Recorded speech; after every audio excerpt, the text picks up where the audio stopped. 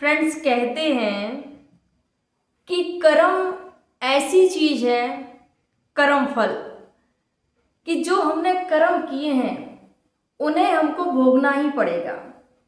फिर चाहे इस जन्म भोगो या फिर दूसरे जन्म में भोगो, लेकिन कर्म फल आपको भोगने पड़ेंगे, ये सत्य है। आज की ऐसी एक पुनर्जन्म की स्टोरी जो मैं लेके आई हूँ, जो पूरी कर्मों पर आधारित है, पूरे कर्मों के सिद्धांत पर आधारित है। कैसे दो भाइयों का पुनर्जन्म, और कैसे कैसे एक भाई को जो अपने जन्म की जो सारी चीजें थी वो याद थी। आखिर क्या है पूरी कहानी, और आज क्यों मैंने कर्मों के सिद्धांत पर ही बात की है, आइए सुनते हैं पूरी कहानी। आप सभी को मेरा प्रणाम, मैं सरिता राठौर। कैसे हैं आप सभी? आशा करते हैं आप सब अच्छे होंगे, अपना और अपनी फैमिली का ध्यान रख रहे होंगे। फ्रेंड्स, आज की जो मैं पुनर्जन्म की कहानी सुनाने वाली हूँ वो पूरी कर्मों के सिद्धांत पर आधारित है। एक गांव जो कि महाराष्ट्र के पुणे में, पुणे तो सिटी है, लेकिन ये पुणे के एक छोटे से गांव की एक घटना है, जहां पर एक परिवार जिसमें दो भाई होते हैं, माता पिता, बहुत अच्छा परिवार, जो बच्चे होते हैं पढ़ते हैं लिखते हैं, एक अपना खेती करता है, एक व्यापार करता है। अब जो खेती करता था भाई, छोटा भाई खेती करता था, बड़ा भाई व्यापार करता था। खेती में तो उतना ही ज्यादा हो नहीं पाता था जितना होता था अपना, लेकिन ईमानदारी से अपने जीवन को यापन किया करता था। दोनों भाइयों की शादी हो जाती है। अब जब दोनों भाइयों की शादी हो गई तो दोनों की पत्नियां आई। अब जो व्यापार करता था वो अपनी पत्नी को अपने साथ लेके चला जाता है, और जो गांव में भाई रहता था माता पिता की देख रेख भी करता है, जो किसान था, और अपनी खेती भी करता है। उसी से जितनी आमदनी होती बस उसी से अपना गुजारा करता, अपने बच्चों को भी पालता पोसता, अच्छी शिक्षा देने का प्रयास करता, लेकिन जितनी कमाई थी उसी के अनुसार अपने जीवन को यापन करता था। लेकिन जो दूसरा भाई था, जो बाहर रह के व्यापार कर रहा था, उसकी उसकी पत्नी थी वो, और वो खुद बहुत तेज तर्रार था। घर में जो खेती होती, जो छोटा भाई करता था, उसमें से वो हिस्सा मांगा करता था कि देखो इसमें से मेरा हिस्सा बन रहा है और मुझे इतना हिस्सा चाहिए, आधा तुम्हारा है, आधा मेरा भी तो उसमें हक बनता है, तो आधा मेरा हिस्सा भी चाहिए, क्योंकि खेती तुम पूरी करते हो, और जब पूरी खेती करते हो तो मेरा भी हक है। अब छोटा भाई कुछ बोल नहीं पाता है, बस अपने मन को थोड़ा सा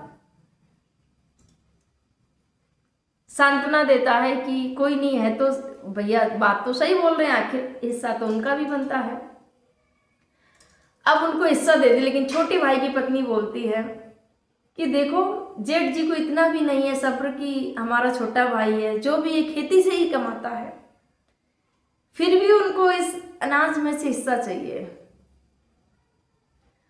खुद इतना कमाते हैं, उसके बावजूद भी सोच देखो, नियत कैसी है, सोच कैसी है। पति बोलता है, छोटा भाई बोलता है, अरे क्यों तुम चिंता करती हो, उनका हक है, उनका हिस्सा है तो हमें देना ही पड़ेगा ना, हम क्यों उनका हिस्सा लेंगे। अब जो है उतने में ही बस आराम से रहो, जीवन अपना खुशी खुशी जियो, ज्यादा मत सोचो, भगवान सब देंगे। अब ये सोच छोटे वाले भाई की थी, जो कि बहुत ही सौम्य और बहुत ही सरल स्वभाव का था। यहां पर जो बड़े वाले भाई होते हैं उनके 4 बच्चे होते हैं, जो कि व्यापार करते थे, 4 बेटे होते हैं। और एक बार क्या होता है, उनके व्यापार में घाटा हो गया। अब जब व्यापार में घाटा हो गया, उसके बाद में क्या हुआ कि अब बड़े वाले बहुत परेशान होने लगे भाई, कि अरे कि अब मैं क्या करूं, कैसे बच्चों की परवरिश करूंगा और कैसे इतनी बाहर मैं रह रहा हूं, इतनी महंगाई में कैसे मैं बच्चों को पालूंगा और कहाँ से पैसा लेके आऊंगा। कुछ कर्ज भी ले लेता है। अब जब बड़ा भाई कर्ज ले लेता है और कर्ज अदा नहीं कर पाता है, अब खाने की भी लाले पड़ने लगते हैं उनके कि अब क्या किया जाए। छोटे भाई से मदद मांगता है कि ऐसा करो भाई कि मुझे मदद की ज़रूरत है, मुझे कुछ पैसे चाहिए। छोटा भाई बोलता है कि भाई मुसीबत के समय में अगर हम आपका साथ नहीं देंगे तो कौन देगा, आखिर भाई तो भाई के काम में आएगा। यहाँ पर जो छोटा भाई है वो अपने भाई की मदद करता है और मदद करने के साथ साथ जो भी अनाज होता है भाई से बोलता है कि आप यहाँ आ जाइएगा, पूरी फैमिली आप हमारे साथ में रहिएगा, ये भी तो आपका घर है, जब आपको घाटा हो गया है तो यहाँ पर रहिएगा। बड़ा भाई सोचता है बात तो सही कह रहा है छोटा कि अभी ज़रूरत भी है मुझे, इतना कर्जा जो हो गया है, पूरी फैमिली को लेकर घर पर आ जाता है। अब जो बड़े भाई की पत्नी थी बहुत ज़्यादा तेज और तर्राट थी। अब घर पर आते ही अब वो जेठानी वाला जो हक होता है ना वो जताने लगती है। सास ज़्यादा मतलब नहीं रहता था सास को। यहाँ पर अब जो देवरानी थी वो, उसके पति भी खेत में अपना काम करते थे, वो भी पति का साथ दिया करती थी, खेत के घर का करके उसके बाद में खेतों पर काम करने के लिए जाती थी, दोनों पति पत्नी। यहाँ पर जैसे ही जेठानी आ गई तो उनका अपना रुतबा चलने लगा और देवरानी को कुछ ना कुछ काम को लेकर शुरू सुनाना कि तुमने ये नहीं किया, तुमने वो नहीं किया। अब जो छोटी देवरानी थी उसके मन में भी आता है कि ये बताइए क्या क्या मेरा ही है पूरा, आपके भी बच्चे हैं, आपकी जिम्मेदारी बनती है, आप भी इस घर की बहू हो, आप क्यों नहीं करोगी, मैं ही पूरा क्यों करूं, आखिर मुझे खेत का भी काम करना पड़ता है, आप तो खेत पर जाती नहीं हो, मैं खेत पर भी जाऊं, घर पर भी आकर कहूं, आखिर कितना मैं भी तो इंसान हूं, समझो मुझे। अब जैसे ही देवरानी ने इतनी बात बोली तो जेठानी तो आग बबूला हो जाती हैं कि अरे अरे अरे देखो तो जरा इनको कैसे जवान लड़ा रही हैं, कैसे बोल रही हैं, बिल्कुल अदब कायदा ही नहीं रह गया इनको, बिल्कुल बड़ों का। देवरानी बोलती है मैंने कुछ गलत नहीं बोला है जीजी, इसमें मैंने सही ही बोला था, एक बार आप मुझको अपने स्थान पर रख के देखिएगा ना, तब आपको एहसास होगा कि क्या सही है क्या गलत है। अब जेठानी वहां पर शांत हो जाती है, अपने अपने काम में लग जाते हैं। यहाँ पर जेठ और जेठानी के मन में अब जो सास ससुर थे उनके पास में बैठते, डेली बात करते, उनसे पूछते हैं कि अच्छा पापा खेती कितनी है अपनी और क्या है क्या नहीं, उसके कागजात कहाँ पर है, मैंने तो आज दिन तक कागजात देखे ही नहीं है, कहाँ पर है क्या है। अब तो पिताजी बोलते हैं कि उम्र हो चुकी थी, बुढ़ापा था, बोले कि मेरे ना रहने के बाद में तुम लोगों का ही तो है ये सब कुछ। तो वो जो कागजात होते हैं वो खेती का दिखाते हैं कि इतनी सारी खेती है, ये मेरे ना रहने के बाद में तुम दोनों के नाम पर आ जाएगी। लेकिन बड़े भाई के मन में, और जो पत्नी थी बड़े भाई की, उसके मन में लालच आ जाता है और बोलते हैं कि छोटे वाले भाई के तो एक ही बच्चा है ना, वो इतनी सारी खेती का क्या करेगा, मेरे 4 बच्चे हैं, मुझे ज़्यादा खेती मिलनी चाहिए। अब ये चीज़ माँ बाप को नहीं बोल पाए क्योंकि माँ बाप तो बराबर हिस्सा करेंगे। वो क्या करते हैं, खेती के कागज लेके, और एक दिन बाबूजी की तबीयत खराब थी तो उनसे साइन अंगूठा लगवा लेते हैं। अब अंगूठा लगवा लिया और खेती जो होती है वो बड़े वाले के नाम पर पहुंच जाती है, बड़े वाले भाई के नाम पर पहुंच जाती है जिसके 4 बच्चे थे। अब जो छोटा वाला भाई था कुछ दिन तक तो चलता रहा, जैसे ही बच्चे बड़े बड़े हुए तो उसने बोला कि ऐसा है कि ये खेती तो सारी मेरे पापा की है, तुम्हारा तो इसमें हक नहीं है। तो भाई बोला ऐसे कैसे हो सकता है, हम दोनों का बराबर ही है। बोले कि नहीं, कागज देख लीजिए। अब जैसे ही छोटे भाई ने कागज देखे तो उनके पैरों तले जमीन खिसक जाती है और जैसे ही वृद्ध माता पिता को पता चला तो वो भी फूट फूट के रोने लगते हैं और बोलते हैं बेटा तुमने ये बहुत गलत किया है, तुमने अपने बच्चों के लिए तुमने भाई का हिस्सा छीन लिया। और जो वृद्ध माता पिता थे उसी चिंता में रह रहकर और एक दिन उनका अंत हो जाता है। अब यहाँ पर जो छोटा भाई था वो बहुत दुखी और परेशान रहने लगा और कहता है भाई आपने ये बहुत गलत किया है, मेरा हक नहीं आपको छीनना चाहिए था। लेकिन फिर भी वो घर में तो अपनी पत्नी बोलती कि देखो कैसा किया आपके भाई ने, ऐसा है वैसा है, बहुत सारी बातें। उसके बाद में पति बोलता है कि छोटा भाई बोलता है क्यों चिंता करिए, घर है ना रहने के लिए, और अनाज तो ऐसा नहीं है कि वो नहीं देंगे, खेती कर रहे हैं, जो अनाज आ रहा है घर में वो खाएंगे तो हम भी खाएंगे, अरे कट जाएगी जिंदगी, बच्चा पढ़ ही रहा है, कुछ और काम कर लेंगे, क्या दिक्कत है। अब यहाँ पर छोटे भाई ने इसी में संतुष्टि कर ली, लेकिन छोटे भाई का भी दिल रो रहा था कि मेरे भाई ने बहुत गलत किया। धीरे धीरे समय व्यतीत होता है और बड़े भाई की मृत्यु हो जाती है। उसके बाद में कुछ समय बाद छोटा भाई भी गुजर जाता है। अब जब छोटा भाई और दोनों ही भाई गुजर जाते हैं, जो वृद्ध होने के बाद में फिर उनका पुनर्जन्म होता है। दूसरे गांव में जब उनका पुनर्जन्म हुआ, दोनों भाई एक ही घर में जन्मे, और पुनर्जन्म के बाद में जो छोटा वाला भाई था उसको सब कुछ याद था कि हाँ ये मेरा भाई है, बड़ा भाई है और मैं इसका छोटा भाई हूँ। लेकिन यहाँ पर छोटा बड़ा हो गया था और बड़ा छोटा हो गया था। दोनों के नाम रखे जाते हैं।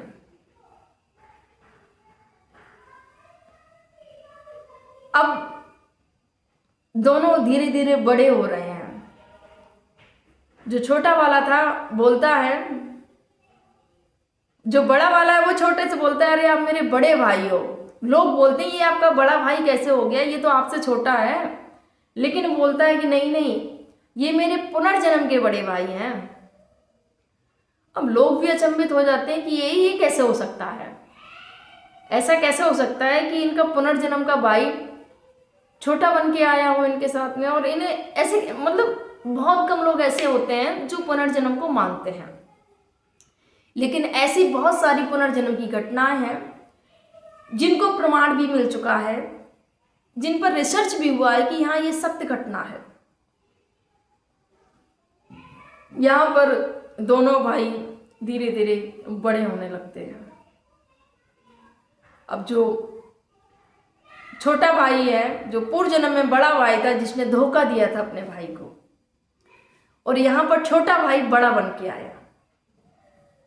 अब जब बड़ा बन के आया तो जो माँ बाप बहुत प्रेम करते थे बड़े बेटे को, छोटे से भी उतना ही प्रेम करते थे, लेकिन छोटे का जो स्वभाव था बहुत ही अच्छा स्वभाव था, अपने माता पिता से बहुत प्रेम करता था। पूरी जिम्मेदारी, क्योंकि यहाँ बड़ा पद मिला था उसको, पूरी घर की जिम्मेदारी, देख रेख सब कुछ। और जो छोटा भाई था जिसका नाम सुरेश रखा गया था, बड़े का नाम रमेश था। यहाँ पर रमेश अपने छोटे भाई का, जो कि पूर्व जन्म में बड़ा भाई था, उसका बहुत अच्छे से ध्यान रखते हैं। और हमेशा उस छोटे भाई की नज़रों से नहीं, रमेश हमेशा उसको बड़े भाई की नज़रों से देखता था। भले उसने इस जन्म में बड़े और छोटे की पदवी प्राप्त की है, लेकिन वो उस जन्म को ही वो करता था, फॉलो करता था कि नहीं ये मेरा बड़ा भाई है, और उतनी ही रिस्पेक्ट और उतनी ही इज्जत दिया करता था। लेकिन कभी कभी उसकी आंखें भर जाती थी कि इस भाई ने मेरे साथ बहुत गलत किया था, लेकिन यहाँ पर बड़ा होकर मैं इसके साथ में कुछ भी ऐसा नहीं करूँगा। यहाँ पर दोनों बड़े बड़े होते हैं, दोनों की शादियाँ हो जाती हैं। शादियाँ होने के बाद में दोनों के बच्चे होते हैं। जो बड़ा भाई होता है रमेश होता है, जो पूर्व जन्म में छोटा था, उसके 2 बच्चे होते हैं। यहाँ पर जो छोटा भाई था सुरेश, उसके 3 बच्चे होते हैं। जिंदगी बहुत अच्छे से चल रही थी, दोनों अपने अपने काम पर लगे हुए थे। जो पत्नियां थीं वो भी सास ससुर की देख रेख सब कुछ किया करती थी। लेकिन यहाँ रमेश जो था बहुत ज़्यादा अपने माता पिता को मानता था, उनकी सेवा करता था, उनका सम्मान करता था। जो सुरेश था वो उतना नहीं मानता था, क्योंकि पूर्व जन्म के कर्म थे उसके, वैसा ही स्वभाव था, चालाकियाँ, रिश्तों में चालाकियाँ करता था यहाँ पर भी। फिर भी जो रमेश था बोलता था कि इन्होंने बहुत मेरे साथ में गलत किया, अब यहाँ पर तो मैं बड़ा बन के आया हूँ, गलत नहीं होने दूंगा, मैं तुम्हारे साथ कुछ भी गलत नहीं करूँगा और ना ही अपने माता पिता के साथ में गलत होने दूंगा। यहाँ पर जो बच्चे होते हैं वो बड़े होने लगते हैं। जो छोटा भाई सुरेश था वो काम करने के लिए जाता है, रमेश है वो भी काम करने के लिए जाता है, क्योंकि 3 बच्चे थे, तीनों पढ़ने के लिए जाते हैं। रमेश सुरेश के बच्चे बड़े बड़े हो गए थे, एक 25 साल का, एक 23 का, एक 18 साल का, 3 बेटे थे सुरेश के। यहाँ पर एक बच्चा जिसकी नौकरी भी लग गई थी और जिसकी शादी के लिए लड़की देखी जा रही थी, अचानक उसकी तबीयत खराब होती है और हार्ट अटैक से उसकी मौत हो जाती है। अब जब हार्ट अटैक से उसकी मौत हुई तो जो सुरेश था अपने बच्चे को देखकर बिलख बिलख के रोने लगता है। पूरा परिवार घर में दुखों का पहाड़ टूट पड़ता है। यहाँ पर रमेश भी काफ़ी दुखी हो जाता है कि भाई की संतान नहीं रही है। सुरेश तो दुखी था क्योंकि बड़ा बेटा नहीं रहा है। यहाँ पर कुछ समय ही बीतता है, 1 साल बाद फिर से एक हादसा हो जाता है सुरेश के साथ में और उसका एक और बेटा नहीं रहता है। अब जो सुरेश था समझ नहीं पा रहा था कि मेरे साथ में क्यों हो रहा है, मैंने ऐसे क्या कर्म किए हैं जो मुझे ऐसी सजा भुगतनी पड़ रही है। नहीं पता चल रहा था उसको। धीरे धीरे एक दिन रमेश और सुरेश दोनों बैठे हुए थे। रमेश ने कहा कि पता है भैया, मैं आपको हमेशा अपना बड़ा भाई क्यों बोलता हूँ? बोलो क्यों? पिछले जन्म में हम दोनों सगे भाई थे, यहाँ पर भी हमने जन्म लिया तब भी हम दोनों सगे भाई थे, पर यहाँ पर मैं बड़ा बन के आया हूँ, तुम छोटे बन के आए हो। लेकिन पुनर्जन्म में मैं छोटा भाई बना था और आप बड़े भाई बने थे। तब रमेश पूरी स्टोरी सुनाने लगता है उनको कि भाई ऐसे करके मैं छोटा था और मैं किसानी करता था और आपने पूरी ज़मीन जो थी बाबूजी से धोखे में अंगूठा लगवा लिया था, मेरा हक छीन लिया था भाई अपने बच्चों के लिए, कि आपके 4 बच्चे थे। आज हम वही भाई हैं, आज हमारा पुनर्जन्म हुआ है और भाई बहुत दुख हो रहा है मुझे ये बताते हुए कि हमारे 2 जो बच्चे हैं जिनका कोई कसूर नहीं है वो नहीं रहे हैं। अब जो सुरेश था अपने माथा पटक के रोने लगता है और इस कदर रोता है, रोते रोते सब कुछ कहता है। जब उसने ये पुनर्जन्म की पूरी स्टोरी बड़े भाई के मुंह से सुनी तो बोला कि मैंने बहुत बड़ी गलती की है, इसका पश्चाताप मैं कैसे कर सकता हूँ। मैंने जो किया उसकी सज़ा मैंने इस जन्म में भोग ली है।